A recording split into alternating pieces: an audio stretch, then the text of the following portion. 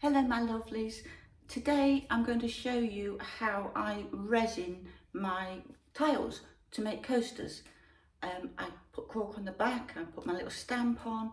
I've had so many people ask me how I resin my tiles and prepare them for coasters, because you've probably seen my paint pours, how I do the paint pours on the tiles, but I've had a lot of requests to show you how I resin them and finish them off for coasters. So Jenny Griffiths, this is particularly for you because I did tell you that I would do one, didn't I? So this is particularly for you, but for everybody else that's asked me, and I'm sorry you're getting to see my face today. Not something I usually do on camera. But anyway, I'm going to show you this today, and the resin I'm using is premium heat resistant from Just For You Online UK. It's two-part resin, two-part epoxy resin. So you use 2 parts of the resin to 1 part of the hardener, and you can mix that either by weight or ratio. So I have done some, I've tried lots of resins. I tried this one, Ultracast XT. The XT stands for extended time, and it does say high temperature. Doesn't work for the coasters. Well, I know that I've mixed it exactly as they say. I've got it at the right temperatures and all that, and it sticks to the coasters. So for me, doesn't work. It's a nice resin. It works for the craft side of things, but not for the heat resistant resin. This is up to 90 degrees. So I haven't tested it. I haven't given it the heat test, the coaster, you know, the mug thingy, put the coffee in the mug and the hot water and all that. Well, for me it's tea. I'm a tea drinker because I'm very English, you know. So I haven't done that yet. You do have to wait at least 21 days for resin to cure. Not just this resin, any resin. For it to cure before you can do the heat test. So I can't do the heat test today, but I will do that in a later video.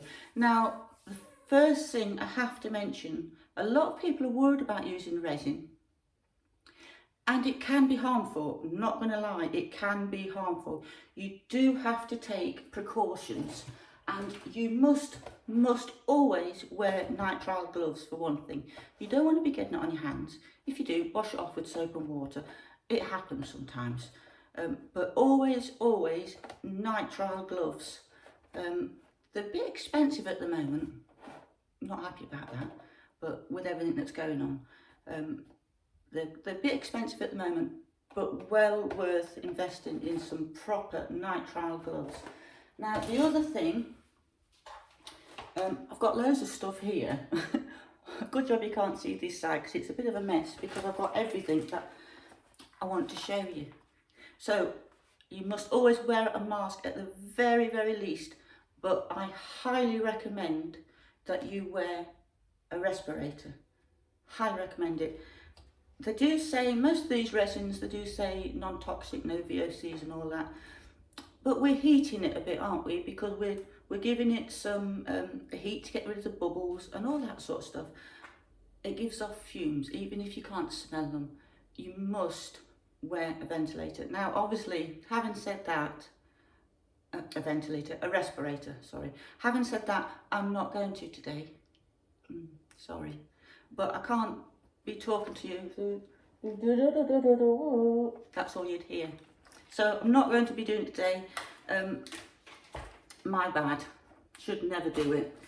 But otherwise I wouldn't be able to show you how to do these tiles. Now the other thing is, well ventilated area. If you can do it outside, all the better, but obviously it's not always possible, is it? So open doors and windows, well ventilated area. If the noise is a bit echoey today, I don't usually record in here. I'm in my kitchen, which is not recommended for doing resin, but I'm only working in the kitchen today so I can show you how I do everything. It's just a lot easier for me. But as a rule, I work the other side there in my studio. So that's that. Now, oh, I wanted to show you what I use. Oh, is what I use to paint on, to put down on my surfaces and for my resin.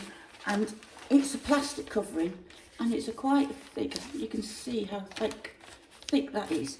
And I just want to show you, everything just peels off it. It's nice and thick. This is some of the paint that I've been doing, and it just peels straight off it. It's just wonderful. Just peels straight off, and you've got your skins then. And I like peeling this off. It's really nice. And the resin peels off the same way. So that is, it's a 300 gauge. Now I'm in the UK and I got this from B&Q. It's in the outside area with all the garden stuff. And it's 25 metres by 4 metres. So I've been using that roll for ages, and there's still loads left. And it's 300 gauge. So I hope you can see that. And that roll was £20, to give you an idea. Might seem expensive, but it lasts for ages. Now, anything else I need to tell you before we crack on? I can tell you most of the other stuff as we go along. So I just wanted to tell you first safety stuff, because I would always recommend you must take safety using resin very seriously. It's fine to use, I use it a lot, but I always take the right precautions. Open windows, open doors when you can, and you'll be fine, hopefully. Right, I'm going to crack straight on and show you how I do mine. So these are the tiles that I'm going to be resining today, and I'm going to tape the back. Now, as you can see, I don't tape the back when I paint them. I prefer to do it at this stage. I'm using frog tape because I think it's important to use a good quality tape so you know it's going to stick well and that resin isn't going to seep underneath. So I just get it right up to the edge, as close to the edge as I can without going over. So I've got a little overlap there. I shall be cutting those off afterwards. I find for me it's easy to do that afterwards because I haven't got the best eyesight, and I like to turn it over and so I can see it clearly on the other side. So I just do it around the edges. I don't do the centre. I just put it around the edge. I don't need to show you all four. I'll just do this one and then I'll do the others off camera.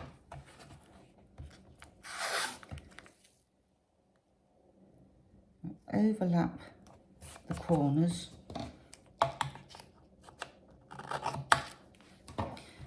I suspect a lot of people have lots of different ways to do their tiles, but this is just how I do mine. Right, and give that a good press down.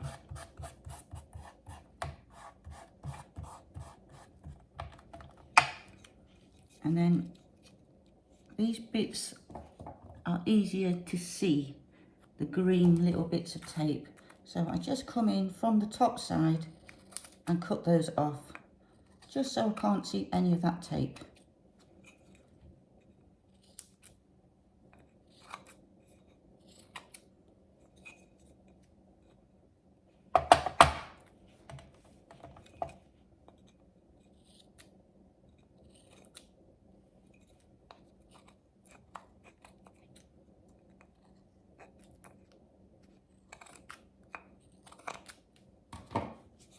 There.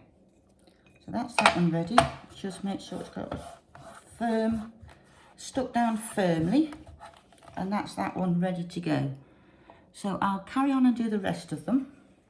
So I've got all my bases covered with tape. Now my next step is I give them a little spray with alcohol, and I just put it in this little bottle, because if ever you've done resin and you find it pulls back from the edges a little bit, it could well be that you've got oil on your fingers, because we all have oil on our fingers, and it transfers onto the tile.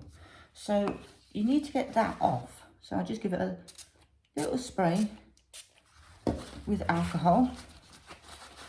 And then I've got my gloves on. A little bit will come off onto the tissue, but it's only a little tiny bit. It won't spoil your tile. So I do that to all those tiles, all around the edges, the sides and the top.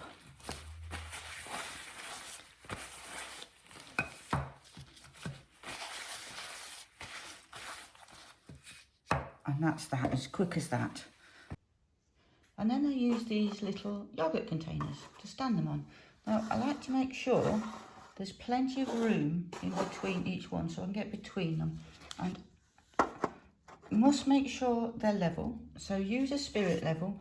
I do know this worktop is perfectly level, so I know I'm okay with this. So I put my yogurt pots down, put my tiles on the top, and just make sure there's enough space between them to get around. And also what I did with these tiles was I gave the edges, I went around that with my Posca pen, my gold Posca pen, just to go give the edges a nice gold finish. You don't have to do that, it's entirely up to you, just personal choice. You could use acrylic paint or gilding paste, whatever you like. So that's that. So they're all ready now to be coated with the resin. So now we're going to go on and mix the resin. So we've got 60 mils total. We've got 40 mils of the resin and 20 mils of the hardener. So I filled up to the first line, because I made a line to make it easier to see, with the resin, and then up to the second line with the hardener. And then we need to give that a good mix for 3 minutes. So don't guess, you do need to watch the clock, set a timer or whatever you need to do. But we'll give that a good mix. Scraping around the sides.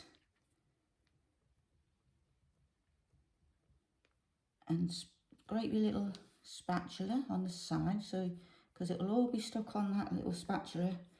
Then scrape the sides again.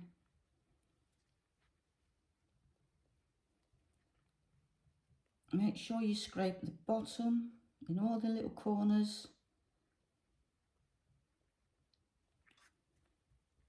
And you might get a bit worried thinking, crikey, there's a lot of bubbles in there, because you are mixing the bubbles in, but we can get rid of the bubbles afterwards, it's not a problem.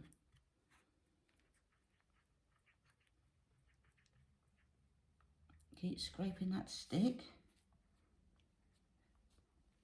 And then scrape from around the sides.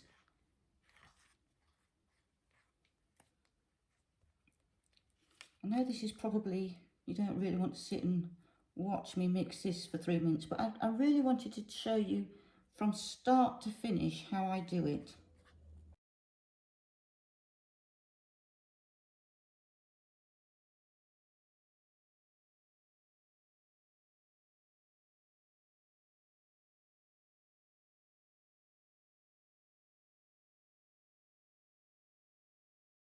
So that's that all mixed.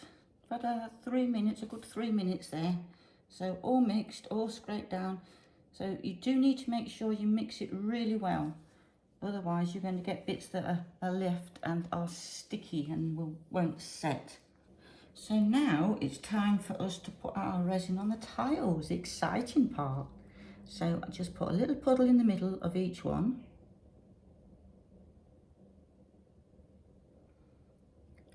Try and put them equal amounts on each tile. But I know from doing these before that 60 mils is just right for 4 tiles.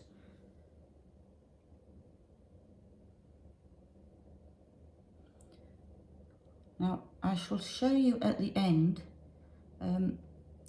what to do if you need to put a second coat on.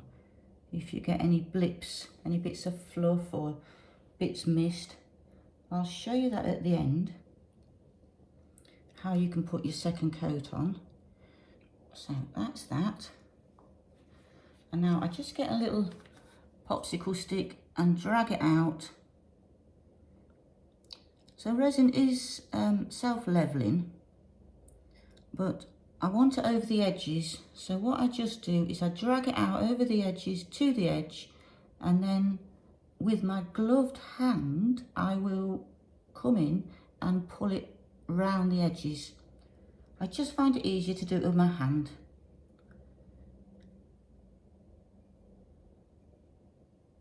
So take it right up to the edge. You will get some drips off. You will waste a little bit of resin. It's unavoidable. I know this resin, well, resin is expensive, isn't it? But sometimes there will be drips that you just can't avoid. And this is one of those times. So you've got plenty of working time. You don't have to worry. I think there's about, I can't remember without checking, I think it's about 45 minutes with this working time. But I'd have to check that, but I believe it is. And this is a lovely resin to work with, I have to say. Here's a new one for me. I've not used it before, apart from, I'm saying that, I did some this afternoon, a set of tiles, just the same as these. They obviously haven't dried yet. So I just wanted to make sure it was all okay before I showed you guys. And it went on beautifully. And the bubbles popped lovely, so didn't see any problem there. So that's that for that stage. Now what I could do now is I come in and I make sure it goes right over those edges and touch up all the edges with my finger. You can feel it when you use your finger if it's all covered. And I just find it's the easiest way to do it. This is why I like to have a bit of space in between the tiles, so I've got plenty of room to work, not knock the other tiles off as I'm doing each one.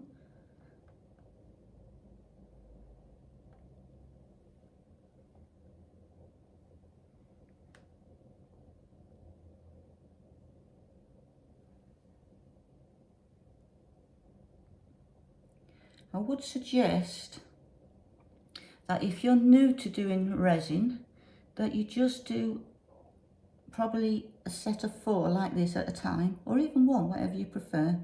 But a set of 4 is quite easy to do, rather than mixing big batches. You don't want to be doing that if it's all new to you, because you don't want to be wasting your resin. Now, when you do mix a big batch of resin, you need to transfer, if you're mixing it all into one big jug, transfer it into smaller batches, into separate jugs, because it does get hot, it does overheat, it heats up, and if you leave it too long in the big jug and it gets overheated, that can cause the rippling. Have you seen the rippling effects? It's like little waves, but you can see it when you tilt it to the side.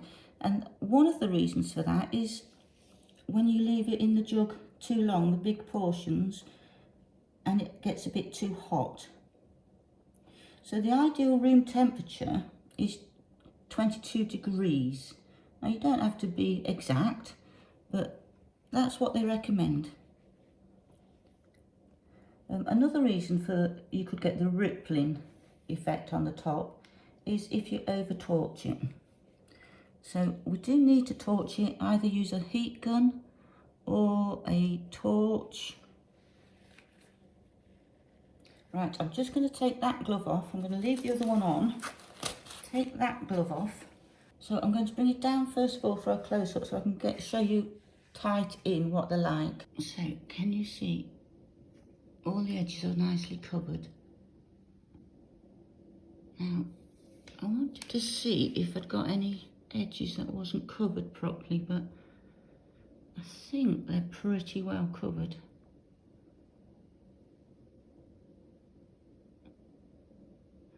It really does make those colours pop again, doesn't it? So they're looking pretty good. But I do need to come in and pop those bubbles. So I'm using my little faithful old torch, and I'm just going to bring it in and quickly over the top. You don't want to be holding it over the top for very long. Just quickly and move on. There. What I do then is I get on a level right down to see if I've missed any spots, to see if there's any bits that I've missed or any more bubbles. You really do need to get right down and have a look. So when I've finished doing the resin, I get one of these picnic cloches, what you put over food. They're brilliant for this, and I just put them straight over the top. Make sure you don't touch the tiles, obviously. So as you can see, I've got another couple over there. That one that's still wet and that one is dry. So you can also put like a cardboard box over the top, or those plastic storage containers, all good for putting over the top, but you do want to put something to keep it covered, or put it in a room where there's no activity, no dust, and so it's not going to get specks of dust on it, because one little speck of dust can spoil it. So these are some that I did a couple of days ago, and they just look beautiful. The resin turned out so nice. So now I'm going to take off the tape. Now I did take it off this one, and it came off really nicely. So don't they look gorgeous? Absolutely gorgeous. No blemishes at all. Look really lovely. So I've still got these three to take the tape off. And this is, I love playing with this stuff. I shouldn't really, but this is what came off the bottom of these yoghurt pots. So, the mat that these are on is just a puppy feeding mat. One of them you put the dog bowls on. Just got it off Amazon, and it's really handy when you're just doing little bits. But this just pulls off here, and you can use these bits for other things if you wanted. These little drips, you get lots of little drips like this. So I'm going to take all these off,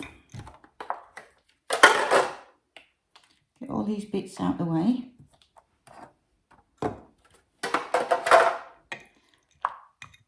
And I'm going to take the tape off. Now, it has been curing for a couple of days, so it might have got a little bit hard, but just start pulling, and if you do struggle, this is where you can bring in your heat gun, because they are just a little bit hard now. So what I do is I bring in my heat gun. I put it on a metal tray rather than that rubber one, and I just give it a quick heat up.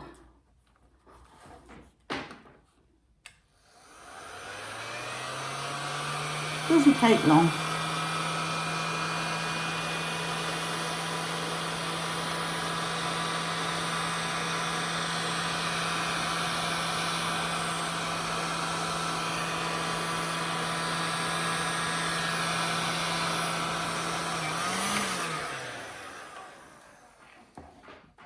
Remember, that will be hot, which is why I put it on this tray. And then it makes it so much easier just to pull that tape off then. Just comes off so easy and pulls all those drips off.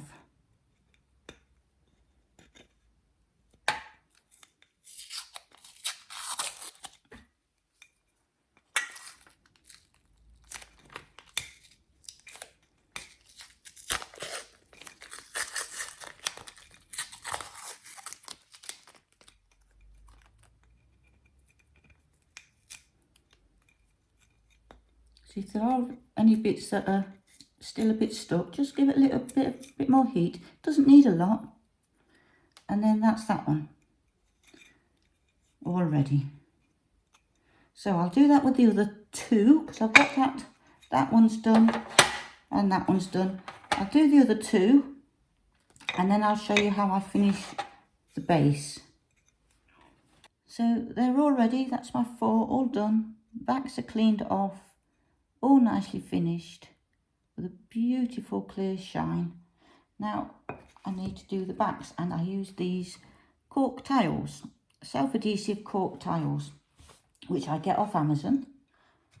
You'll find the link for my Amazon, not my store, but the things I recommend. I'll leave it under this video, and these will be in there to help you find them easily. It's an affiliated link, so I will get a little bit of commission at no extra cost to you, but I do appreciate if you use it. So just line it up and press it down. They stick really, really well. There. Now, one final step. I have a little rubber stamp that I use, and I use this Stays On ink, permanent ink, and what I do with this is get my rubber stamp well coated,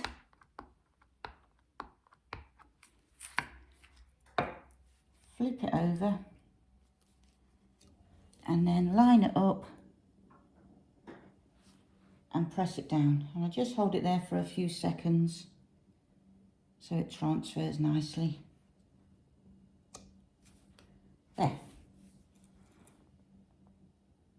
And I think that finishes it off nicely. So that's that done. So I'll just finish the rest of these off. So something else I just wanted to mention was, when I mix my resin in these little silicone pots, leave the stick in and then just pull it out and the resin will come out with it.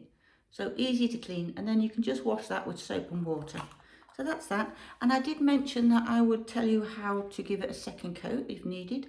Now, if it's all dried and you notice some little blemishes, some little flecks of dust or bits that you've missed, you can give it a second coat.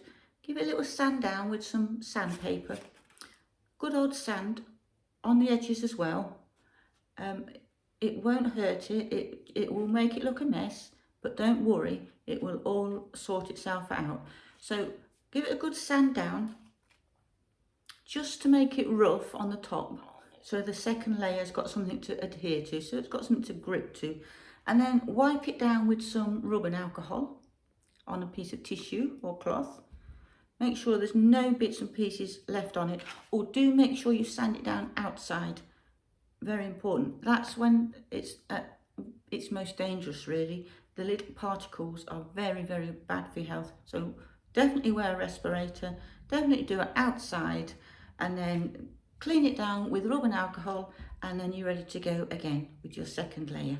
Not going to do it on this because it looks fabulous. So then it's already resined,